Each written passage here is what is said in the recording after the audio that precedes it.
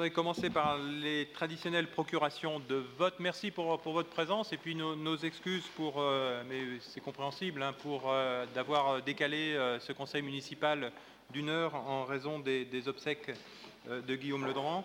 On aura l'occasion, juste après les procurations, de rendre hommage à nouveau en faisant une minute de silence. Je voudrais simplement dire que pour les procurations, donc Valérie Varenne donne pouvoir à Ralph Le Jamtel. Françoise Hamon, quand vous partirez, vous donnerez pouvoir à Fabrice Huette. Pardon ? À Catherine, excusez-moi. Catherine, oui, c'est mal écrit. Je peux en cacher un autre. Aline Le Barbanchon donne pouvoir à Christelle Joly, Hugo Poitvin à Sophie Corpel, Muriel Jezot-Marinier à Guylaine Godin, Geneviève Gosselin-Fleury me donne pouvoir, Sophie Herry à Pierre Sauter, mais on va voir ça tout à l'heure. On va régulariser ça. Barzine Boniadi à Lydia Thiolan. Madame Roosevelt donne pouvoir à Monsieur Bourdon. Voilà ce que j'ai. Voilà. On va regarder par rapport à ce pouvoir. C'est les pouvoirs qui ne sont pas utilisés en fonction de ce. Voilà. OK. Je vous propose de nous lever et puis d'observer donc une minute de silence. Voilà, comme ça se fait.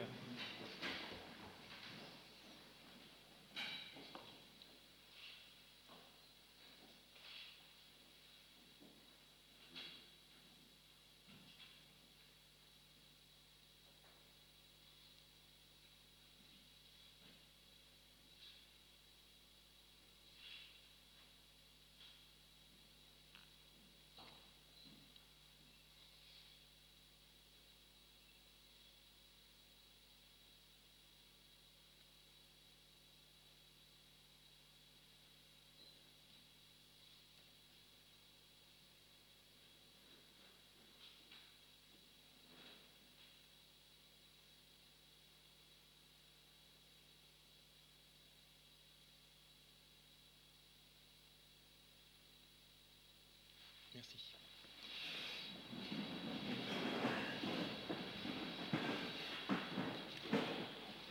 Je vais revenir, mais vraiment très très brièvement sur les éléments. Cet après-midi, donc, il y avait la cérémonie d'hommage et de funérailles de Guillaume Ledrand, donc cherbourgeois disparu le vendredi 13, donc dans les conditions que l'on connaît.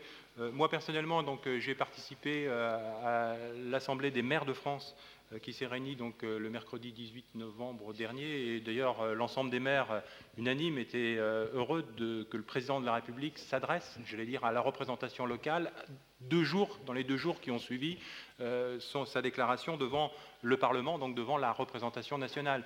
Ce qui démontre le rôle qu'ont les maires à jouer et qu'ont les exécutifs et l'ensemble des institutions locales, d'une certaine façon, dans ce qu'on peut appeler, vous savez qu'on a beaucoup parlé du pacte de sécurité, il y a au-delà du pacte de sécurité un pacte de citoyenneté.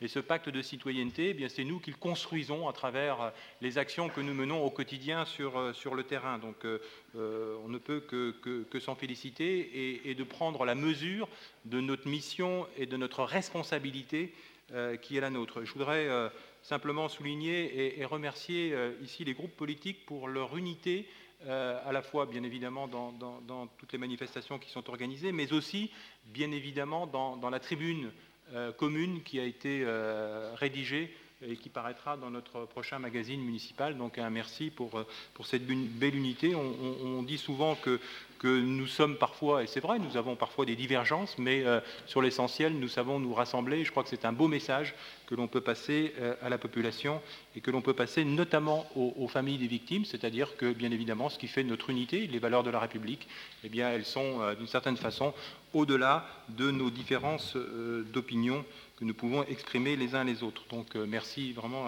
à vous toutes et à vous tous. Nous avons donc un conseil municipal donc, qui va comporter donc, un bon nombre de délibérations. Moi, je vous propose tout simplement de commencer à travers donc, la première délibération, donc c'est celle qui rend compte du Code général des collectivités territoriales, à savoir les délégations de pouvoir. Et est-ce que vous avez des remarques, des questions à formuler, où on peut considérer qu'on prend acte des décisions qui ont été prises. Donc, nous prenons acte. La délibération, donc la première des délibérations, donc après cette prise d'acte, je crois qu'on doit avoir un compte-rendu de conseil également, approuvé ou pas? Oui, vous avez reçu les comptes rendus des séances des 8 septembre et du 8 octobre dernier. Est-ce que vous avez des remarques ou des observations où on considère que ces comptes rendus, dont on peut retrouver la retransmission intégrale en vidéo, sont considérés comme adoptés? Pas de remarques? Donc on considère que ces deux comptes rendus sont officiellement adoptés. La délibération donc 353, donc c'est une délibération dont on parle beaucoup en ce moment. Elle est complètement d'actualité puisqu'elle concerne le schéma départemental de coopération intercommunale. Vous savez que l'ensemble des communes, des intercommunalités, des syndicats mixtes sont amenés à se prononcer pour émettre un avis sur un schéma qui a été proposé par Madame la préfète. Alors, il a été proposé pourquoi ce schéma? Bien, tout simplement parce que la loi NOTRe, la nouvelle organisation territoriale de la République, est un peu venue bouleverser, si on peut employer les cartes, à savoir que désormais, donc, il ne peut plus exister, sauf à de rares exceptions près, des intercommunalités qui comptent moins de 15 000 habitants. Seules, sur l'ensemble du Cotentin, 2 intercommunalités sont concernées par j'allais dire, ce seuil des 15 000, sur lequel elles ont une population qui est supérieure, donc qui, normalement, ne devrait pas évoluer si on se réfère strictement à la loi. Néanmoins, donc, Madame la préfète a proposé un schéma qu'on peut qualifier à la fois d'ambitieux, mais de réaliste. Le schéma départemental, donc, qui est soumis à notre avis, propose de passer de 27 EPCI, donc établissements publics de coopération intercommunale dans le département de la Manche, à 5, avec une répartition qui serait la suivante. Le Sud-Manche, lui, comporterait 2 établissements publics de coopération intercommunale, à la fois la baie du Mont-Saint-Michel et Granville Terre et Mer. Le Centre-Manche comporterait 2 EPCI, la côte des Havres Coutançais, le Bocage Saint-Lois. Et puis, il est proposé, et ça nous concerne plus directement, même si nous avons à émettre un avis qui concerne le schéma départemental, donc proposé par Madame la préfète, donc la presqu'île du Cotentin. Donc il est proposé de créer à l'échelle de la presqu'île du Cotentin une seule intercommunalité, donc qui compte 11 EPCI, et on peut dire à l'heure actuelle qu'il en compte 12, mais qui au 1er janvier n'en comptera que 11, ainsi que la commune nouvelle de Cherbourg en Cotentin.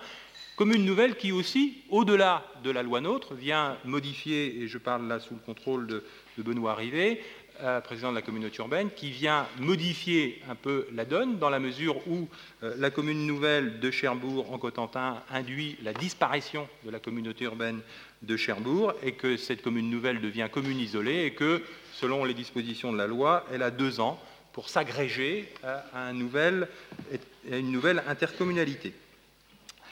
Donc, Madame la préfète a travaillé sur une proposition d'une nouvelle organisation de l'intercommunalité à l'échelle du département, en essayant de mettre en avant 3 éléments: la cohérence spatiale, l'accroissement de la solidité financière et l'approfondissement de cette coopération au sein de pôles d'équilibre qui soient à la fois territoriaux et ruraux.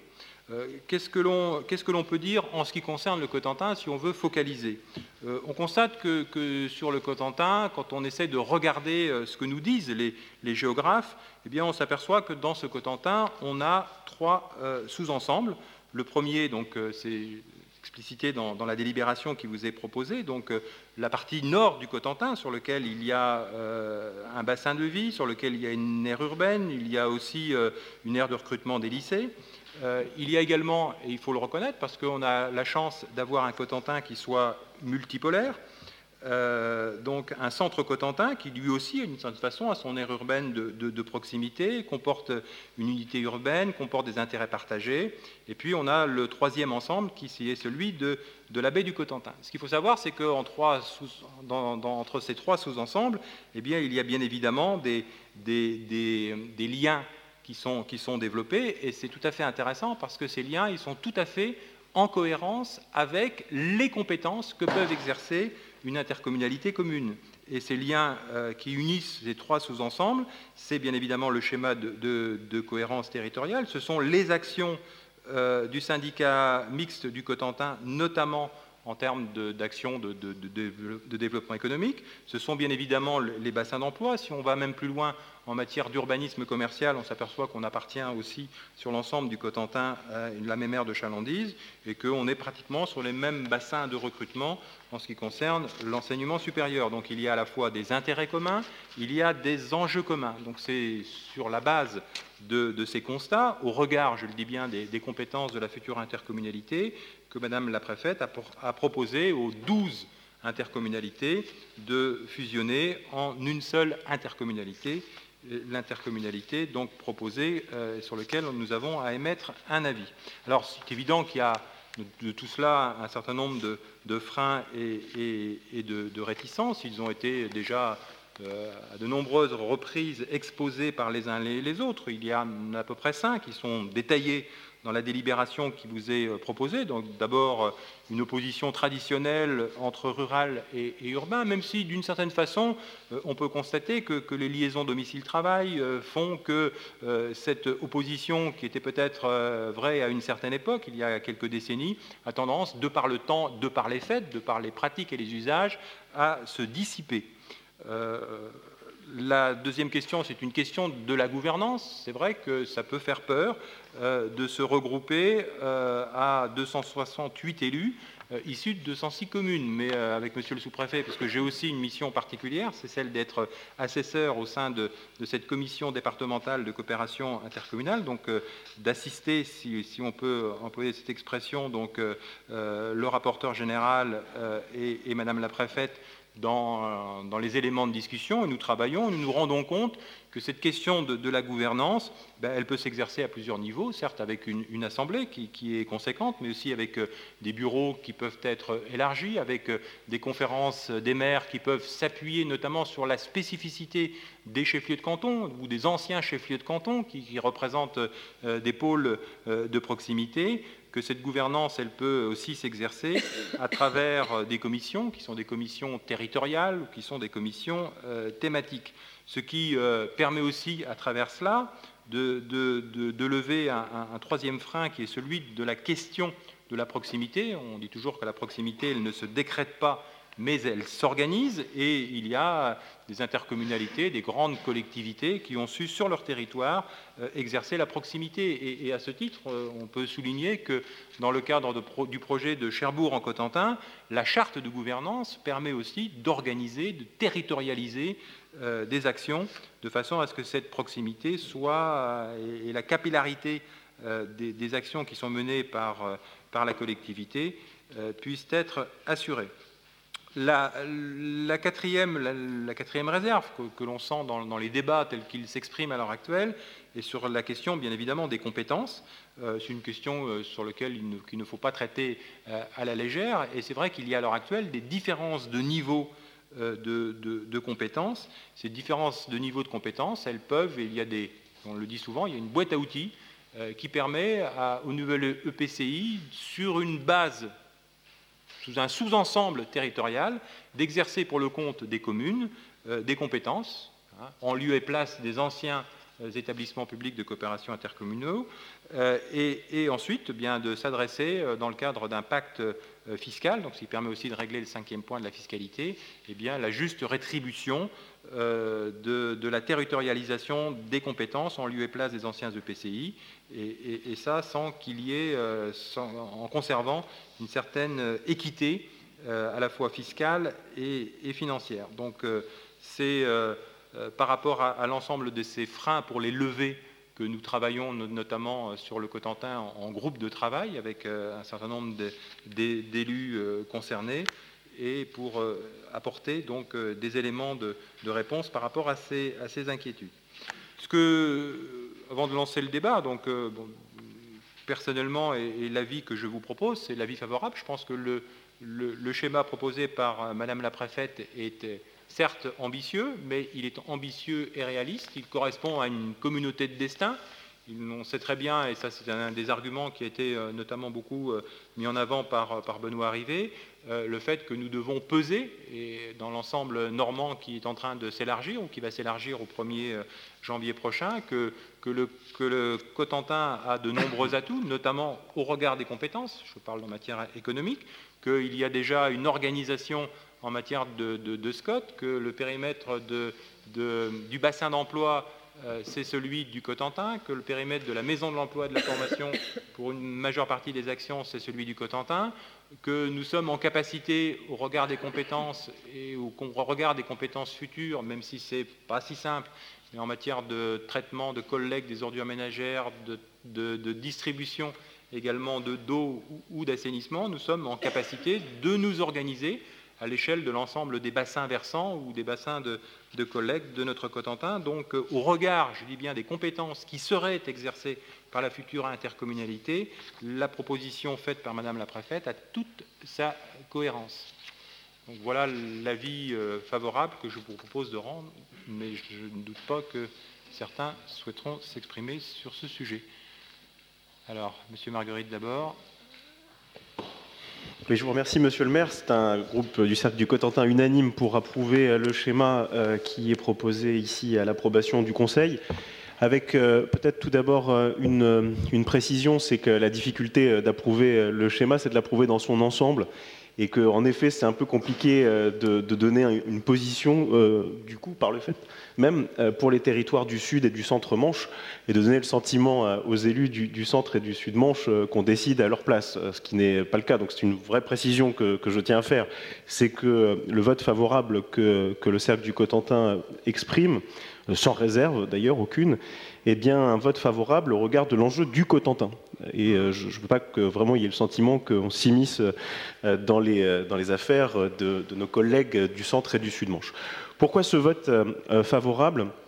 Je rejoins d'ailleurs la présentation que vous avez faite, parce qu'il y a une cohérence, une véritable cohérence aujourd'hui à construire un grand Cotentin, un Cotentin territorialement équilibré entre son pôle urbain et sa diversité rurale.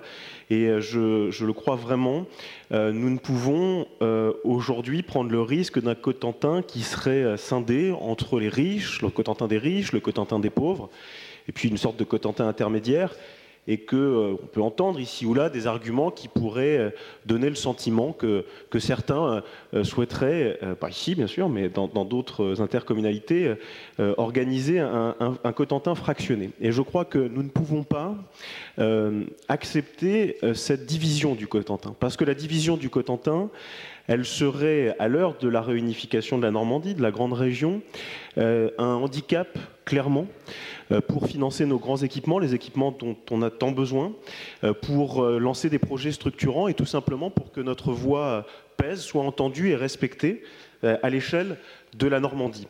Donc c'est un vote favorable de ce point de vue-là, parce qu'il y a en effet une cohérence territoriale dans le schéma de la préfète, une cohérence d'équilibre sur le partage de la richesse également. Et puis, je veux le dire aussi, peut-être que ce schéma peut sembler audacieux et rapide, mais je ne voudrais pas que l'argument de la rapidité soit finalement un argument dont on se serve pour refuser toute évolution. En effet, je rejoins notamment d'ailleurs la position de Philippe Gosselin et de Philippe Bas sur le temps qu'il faut pour organiser les choses, parce que l'ambition qui est proposée bouleverse le schéma, mais je crois aussi que nous devons être pleinement conscients de l'enjeu quasi historique, parce qu'on a voté la commune nouvelle il y a 2 mois, et que l'enjeu désormais c'est de nous organiser dans un grand territoire et que nous ne pouvons laisser passer cette opportunité et laisser la division s'installer au sein de notre territoire. 3 remarques qui rejoignent les vôtres, Monsieur le maire. Sur la gouvernance d'abord. La gouvernance, en effet, pose un vrai souci, puis un vrai sujet, en tout cas dans la période transitoire, parce qu'il y aura dans cette grande intercommunalité, dans ce grand EPCI, beaucoup d'élus. Et peut-être qu'en effet, ce sera difficile de prendre dans un premier temps des décisions avec un nombre aussi important d'élus. Néanmoins, je crois que nous pouvons, parce que cette échelle sera aussi une échelle où il faudra que les passions politiques cèdent le pas à l'intérêt général, nous pouvons tout à fait engager de grands projets structurants ensemble, dès lors que l'équilibre entre la représentation rurale et urbaine sera parfaitement respecté. Dès lors aussi que dans cette gouvernance, les anciens EPCI, les anciennes intercommunalités, et notamment les sièges de ces intercommunalités, pourraient par exemple permettre d'exercer des compétences de proximité, des antennes en quelque sorte du Grand Cotentin. Et c'est une proposition que l'on fait, que l'on soumet à la délibération collective, c'est finalement de se dire les sièges des intercommunalités actuelles vont perdurer. Et il faut que des antennes peut-être, pour ne pas donner le sentiment d'éloignement avec la décision, puissent voir le jour dans le cadre de ce Grand Cotentin. La deuxième remarque, c'est sur la fiscalité. Vous l'avez dit, il peut y avoir, notamment alors plus au niveau de la population que des élus, une crispation sur ce sujet, une crainte que la communauté urbaine puisse exporter sa fiscalité importante à l'extérieur, et que cette crainte est légitime et qu'il va falloir y apporter des réponses pour notamment lisser les taux sur une période longue. La troisième remarque, et laquelle je tiens particulièrement, c'est sur la question des compétences, qui est différente de la question de la gouvernance. Parce que ces questions de compétences sont des questions absolument essentielles. Pourquoi ? Parce que dans tous les établissements publics de coopération intercommunale qui constituent le Grand Cotentin, ce ne sont pas forcément les mêmes compétences qui sont exercées. Certains sont très intégrés, d'autres moins. Et qu'il va effectivement falloir vraiment procéder à une réflexion sur, dans ce grand échelon, la question de savoir quelles sont les compétences qui doivent être transférées. Et mon point de vue, et le point de vue du Cercle du Cotentin, c'est de dire que finalement, ce grand établissement public que nous allons fonder, si évidemment la préfète maintient cette position, ce que nous souhaitons, eh bien, que ce grand établissement doit être l'occasion de faire revenir des compétences aux communes. Je le crois profondément. Je crois qu'il est possible, et c'est même un souhait du Cotentin rural en particulier, que des compétences de proximité doivent peut-être, dans certains cas, revenir aux communes, mais pas à des communes qui seraient des confettis territoriaux, des petites communes. Parce qu'évidemment, des petites communes de 100, 150 habitants ne peuvent pas faire revenir la proximité, et c'est peut-être là vraiment qu'il y a un souci de calendrier. C'est que certainement, il aurait fallu donner du temps pour muscler les communes, pour faire des communes nouvelles, non pas sous la contrainte, mais autour de véritables projets de territoire, et que dès lors que ces communes nouvelles auraient pu se faire avec un peu de temps, pas beaucoup, mais un peu de temps, sur une échelle de population raisonnable, eh bien ces communes nouvelles auraient pu exercer des compétences, et pourraient, d'ailleurs c'est ce qui va immanquablement se passer, doivent exercer des compétences de proximité renforcées.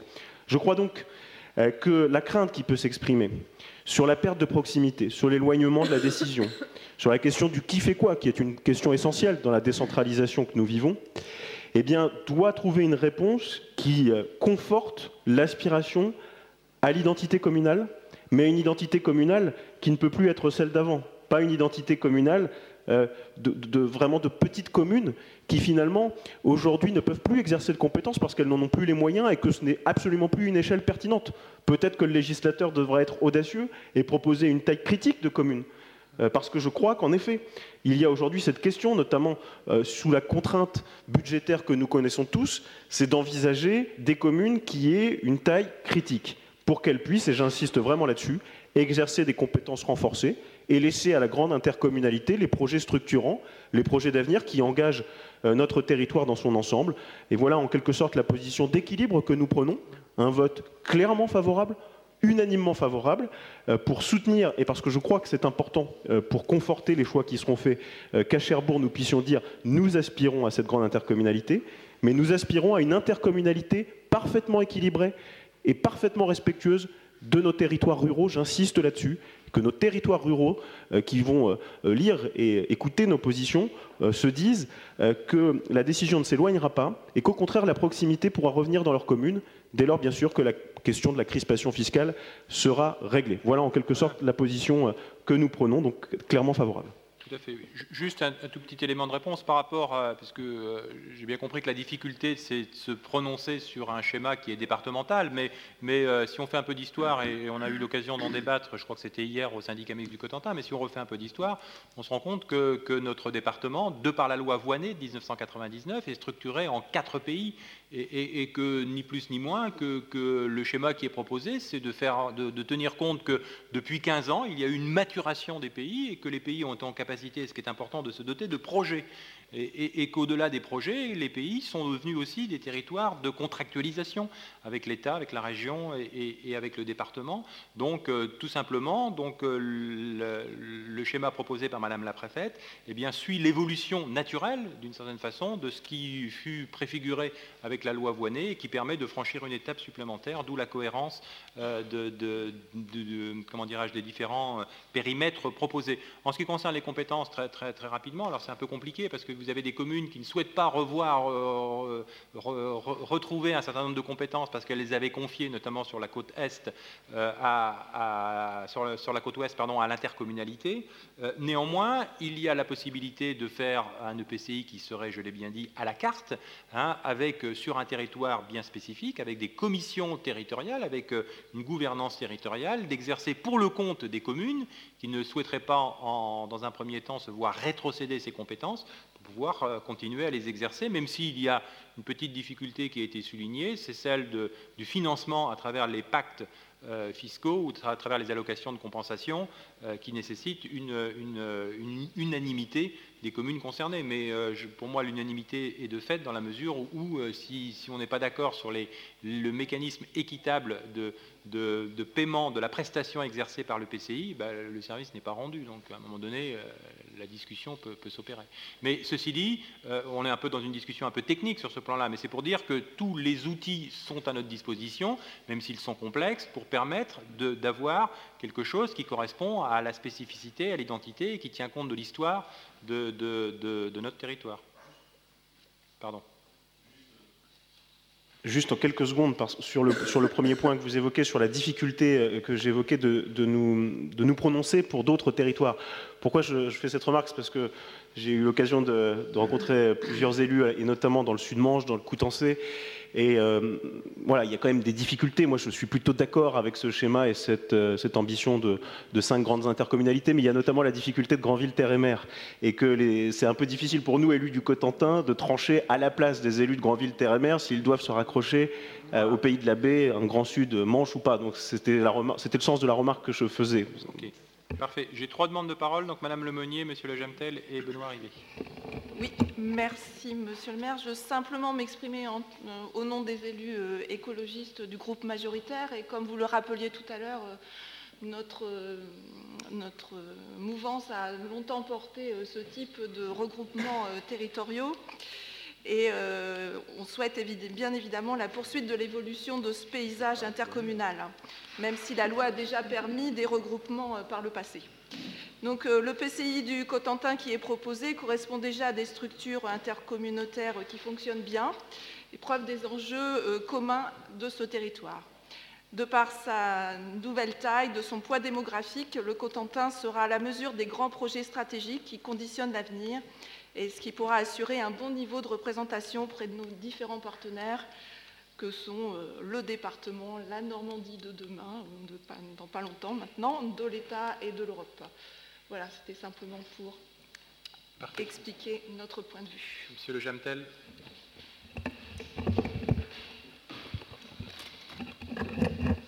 Merci.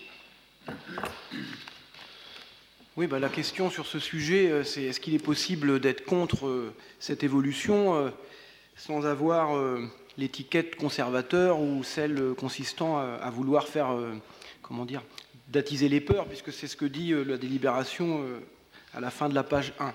Donc notre opposition à ce schéma ne se situe pas dans ce cadre-là. Une première remarque, je ne sais pas si on l'a déjà dit dans les réunions, dans les conseils municipaux ou les conseils de CUC, il y a 4 élus qui doivent démissionner au moment de la création de Cherbourg en Cotentin au mois de janvier, 4 élus qui étaient des élus municipaux. C'est quand même un problème. C'est-à-dire que c'est un souci par rapport à l'évolution, à cette évolution institutionnelle.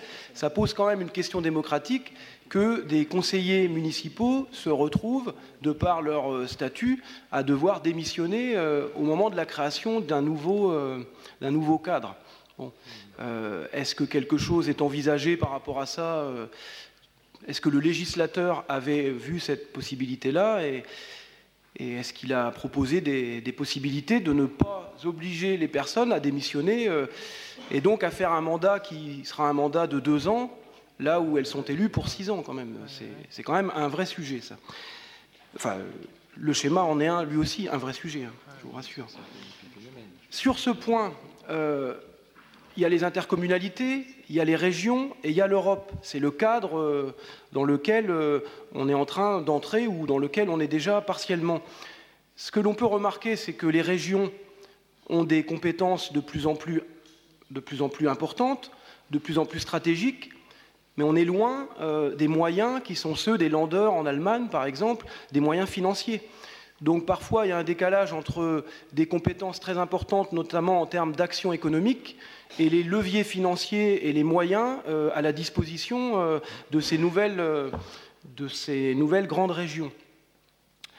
En réalité, il y a une décentralisation qui s'accélère, mais la déconcentration des pouvoirs ne suit pas le même rythme. Donc là, il y a quelque chose, on est un peu au milieu du chemin, quoi. C'est-à-dire qu'on est dans une évolution mixte dans laquelle l'État conserve l'essentiel des moyens réglementaires, mais délègue de plus en plus de compétences à des entités dont l'Europe souhaite qu'elles soient de plus en plus à taille, en ayant des tailles plus importantes, quoi. Donc nous, notre interrogation, c'est en quoi l'ancien dispositif qui était celui c'est pas l'ancien, puisqu'il coexiste avec celui qui est en train de se mettre en place, des communes, des départements, et puis de l'État-nation. C'est-à-dire que ce transfert des compétences progressif à des entités plus importantes, de fait, vous le dites vous-même, monsieur le maire, il aboutit à des discussions très complexes, très techniques, une difficulté à être en capacité d'identifier quelles sont les compétences qui les exercent. Alors, de ce point de vue, la loi NOTRe, effectivement, tente un effort de clarification, de répartition, mais très honnêtement, qui est capable de faire une explication très pédagogique, très précise, de quelles sont les compétences de toutes ces différentes instances mises en place? Franchement, c'est difficile. Alors, derrière les compétences, il y a les politiques menées. Et d'une certaine manière, un certain nombre de fonctionnaires territoriaux, un certain nombre de hauts fonctionnaires territoriaux soulignent parfois que toutes ces compétences qui sont regroupées au niveau des régions et au niveau des intercommunalités font que 95% des politiques menées sont d'une certaine manière les mêmes suivant les majorités politiques. Mais ce n'est pas notre groupe politique qui le dit, ce sont des fonctionnaires dont le travail est précisément d'apporter une aide logistique, une aide réglementaire à la définition des politiques publiques et à leur mise en œuvre.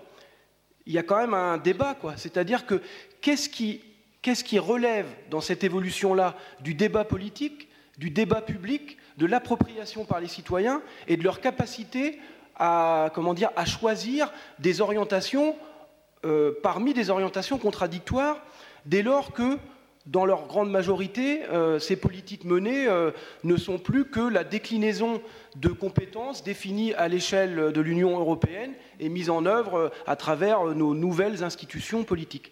Donc, très honnêtement, par rapport à un autre triptyque qui pourrait être celui de la démocratie, de l'égalité, de la participation citoyenne ou de la citoyenneté politique, ce triptyque-là, démocratie, l'égalité, la citoyenneté politique, on a du mal à voir comment ce qui quand même fait le cœur du débat public ou du débat politique en France, notamment, mais pas qu'en France, mais parlons puisque c'est une réforme institutionnelle en France, comment le débat citoyen peut continuer à s'exercer face à une telle complexité institutionnelle, qui plus est, qui se fait sans jamais être validé d'une façon participative. Donc nous votons contre ce projet proposé par Madame la Préfète, comme vous l'aurez compris. Ok. Monsieur Arrivé. Pardon. Voilà, c'est bon. Oui, merci Monsieur le maire. Quelques mots rapidement, puisqu'effectivement, comme vous l'avez souligné, ce débat, cette réponse à ce schéma nous occupe en ce moment, et puis les uns après les autres dans nos conseils, à la fois communautaires, municipaux, mais également au SCOT où les choses ont été approuvées. Il y a quelques heures au syndicat mixte qui a aussi approuvé le schéma de la préfète. eh bien, aujourd'hui, les interventions et les positions des uns et des autres sont connues. Donc, je vous ferai donc grâce de revenir trop longuement sur un certain type d'argumentaire que vous connaissez, puisque la position qui est la mienne est aujourd'hui bien connue là-dessus. Je voulais simplement répondre à quelques remarques de M. Margueritte et revenir sur une partie du discours que l'on peut entendre aujourd'hui ou lire ici ou là, notamment dans les médias, en fonction des retours qui sont faits de certains conseils. Rappelez que ce débat, d'abord, évolution institutionnelle, ce débat du Grand Cotentin, il n'est pas nouveau. Ça fait 25 ans, 30 ans que réforme après réforme, les choses doivent avancer, en tout cas que les élus en parlent. Et puis finalement, pour toujours de bonnes raisons, les choses n'avancent pas. Et aujourd'hui, on constate que le Cotentin est organisé avec 12 intercommunalités, de Beaumont à 40 ans pour un peu plus de 200 000 habitants. Travaille, et c'est plutôt une bonne chose, avec 2 outils de mutualisation. Le SCOT d'un côté, qui est à l'échelle du périmètre proposé par la préfète, et puis le syndicat mixte de l'autre côté, qui est un outil qui a permis aux Cotentins de mutualiser, de s'organiser, mais c'est aussi un outil de mutualisation qui a des coûts très lourds en termes de fonctionnement. Et on peut considérer aujourd'hui que le Cotentin, pour être à la hauteur des enjeux de demain, doit donc légitimement se réorganiser pour être à la fois au rendez-vous demain dans la Grande Normandie, qui change la donne, et puis pouvoir probablement s'arrimer avec d'autres territoires, notamment le pôle métropolitain canet qui est en train de se constituer, comme vous le savez. Donc, cette question de temps, elle est extrêmement relative, puisqu'on a toujours le temps, ça fait 20 ans qu'on parle du sujet, et cette fois-ci, eh bien, on est obligé d'avancer, puisque la loi nous y oblige. Je voudrais aussi vous rappeler que la préfète, elle intègre 2 paramètres dans sa proposition, et Jean-Michel Houllegatte le soulignait, à la fois le seuil de la loi NOTRe, avec le passage à 15 000 habitants. Ce n'est pas non plus une nouveauté. Suite à mon élection à la présidence, je le disais l'autre jour au Conseil de Cuques, lorsque je suis allé rencontrer l'ensemble des présidentes et des présidents, on sentait venir cette évolution. Et à l'époque, le seuil était à 20 000. Ça fait plus de 18 mois aujourd'hui. Donc les élus étaient aussi en capacité d'intégrer sur ces territoires des évolutions législatives que chacun sentait venir. Et puis la préfète intègre également la création de Cherbourg en Cotentin. On n'a pris personne en défaut, on avait aussi expliqué rapidement qu'on souhaitait nous faire avancer le territoire. Je dois aussi rappeler que finalement on peut être très fier et très heureux d'avoir fait cette commune nouvelle, parce que sans commune nouvelle, on voit aussi ce qui se serait passé. On voit que nos voisins se seraient organisés les uns avec les autres pour atteindre le seuil de 15 000, et que la communauté urbaine serait restée, comme nous l'avions dit à l'époque, isolée dans le Cotentin et isolée en Normandie. Donc la capacité que nous avons eue ici collectivement de créer cette commune nouvelle amène aussi de la force à cette idée d'évolution institutionnelle sur le Cotentin, et en tout cas oblige un certain nombre d'acteurs d'intégrer ce paramètre et ce périmètre pour avancer, et puis essayer de conjuguer le 2017 et le 2018, qui sont les 2 dates rappelées par le législateur. Un autre point sur la proximité, il ne faut pas non plus faire peur ou s'amuser à se faire peur. La proximité, elle s'organise c'est un choix public, un choix politique. On connaît tous des exemples de petits territoires sans proximité, et puis de grands territoires où la proximité a été organisée.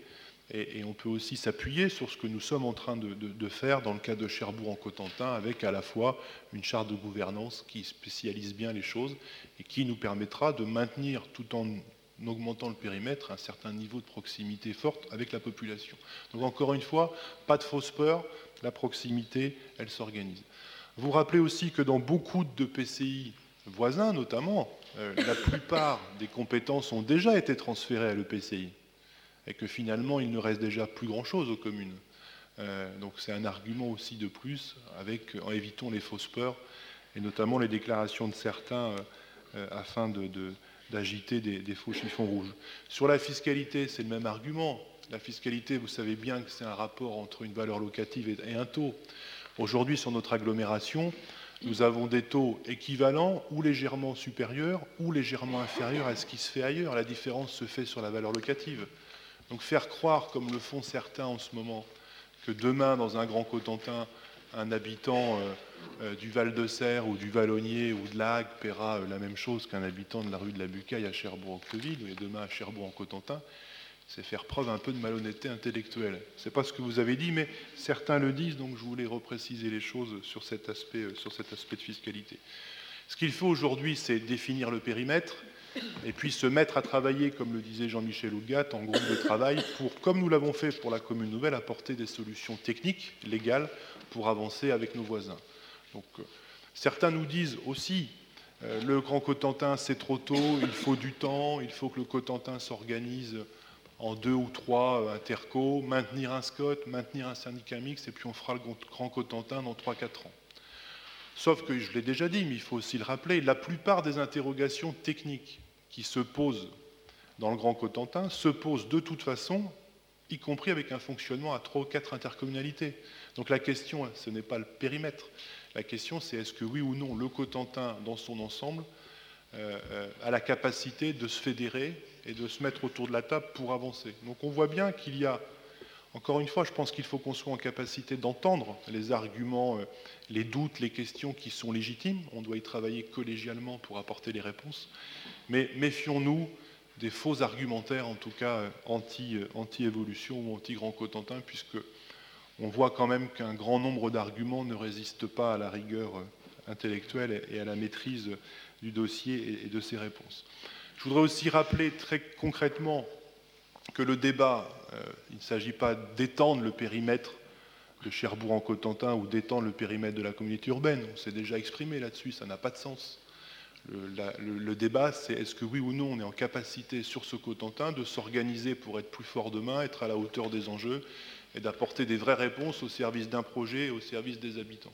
Donc il n'y a pas d'hégémonie de l'urbain sur le rural, il n'y aura pas non plus d'hégémonie du rural sur l'urbain. On est là pour tous ensemble avancer, faire avancer le territoire à son service, au service des habitants et surtout être en capacité demain de répondre aux vraies questions, le développement économique, le développement touristique, le transport, l'aménagement du territoire, les grands équipements publics qui nous manquent, et puis de pouvoir s'arrimer à cette Normandie et de pouvoir travailler d'égal à égal avec le pôle métropolitain de Caen.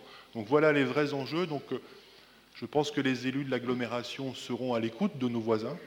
Par contre, on aura des exigences, quel que soit le schéma qui sera retenu par la préfète d'ailleurs, soit le maintien de son projet ou une variante ou une autre proposition. En tout cas, je crois qu'on doit porter collectivement, et j'associe l'ensemble des élus, quelle que soit la couleur politique de l'agglomération, nous devons être en capacité de travailler avec nos voisins, dans la sérénité, dans la convivialité, mais aussi dans l'exigence, avec des règles de base. Cherbourg-en-Cotentin ne souhaite pas et ne peut pas rester isolé. Et puis mettons-nous au travail pour avancer de façon cohérente avec à la fois cette question de rapprocher le rural et l'urbain et de travailler aussi à la fois sur la solidarité territoriale et sur la solidarité financière. Voilà les travaux que nous devrons mener dans les mois qui viennent, tous ensemble en tout cas, je l'espère. Tout à fait. Et on peut ajouter que Cherbourg-en-Cotentin ne sera pas hégémonique, on le voit bien dans la gouvernance, puisque dans l'hypothèse des 268 sièges, donc Cherbourg-en-Cotentin n'en aurait que 53, mais ça c'est de la répartition de par la loi, donc il n'y a aucune volonté d'hégémonie.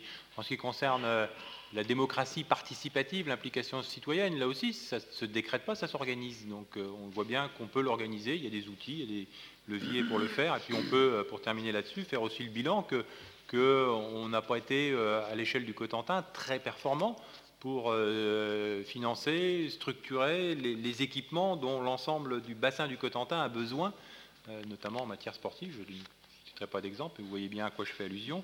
La seule chose sur laquelle on a réussi à se mettre d'accord, on essaie de se mettre d'accord dans le cadre de négociations qui sont difficiles, parce qu'il faut l'accord de toutes les intercommunalités, c'est la localisation du futur abattoir, sur lequel il y a des avancées notoires, mais à part cela, et on voit très bien qu'on a même des difficultés, si le syndicat mixte du Cotentin a voulu faire des zones d'activité économique, eh bien, on a du mal à les promouvoir ensemble. Donc il y a bien une limite à un système actuel, et l'opportunité, c'est de dépasser, c'est d'avoir la volonté de le dépasser, et ça pour, dans l'exercice des compétences qui seront dévolues à cette intercommunalité, eh bien d'avoir le maximum d'efficacité de l'action publique.